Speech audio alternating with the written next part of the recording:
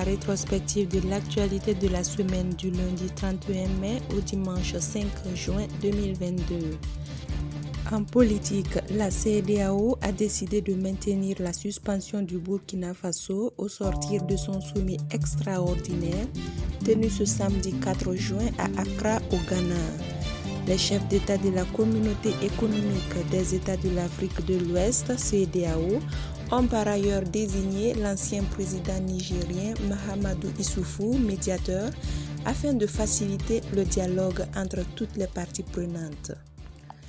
Dans un communiqué de presse, l'Union pour le progrès et le changement UPC a annoncé élargir ses concertations avec les autres acteurs politiques. Après donc une première série de visites, l'UPC compte en programmer d'autres auprès de partis, regroupements et formations politiques ainsi qu'aux organisations de la société civile. Sécurité à présent, selon l'agence d'information du Burkina, 2 personnes ont été tuées et une dizaine blessées suite à l'explosion d'engins explosifs ce 5 juin. C'était lors du ravitaillement d'un convoi en produits de première nécessité arrivé initialement à Titao qui a ensuite rebroussé chemin pour Waiguya.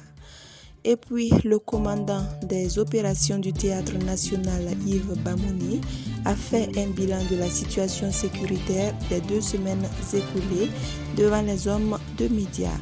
Au cours donc des opérations, plusieurs terroristes ont été neutralisés, dont 2 importants chefs.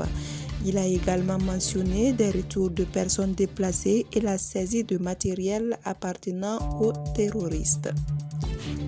En économie, la Sonabi a annoncé une baisse de 40% des quantités de gasoil distribuées durant 72 heures à compter du 5 juin.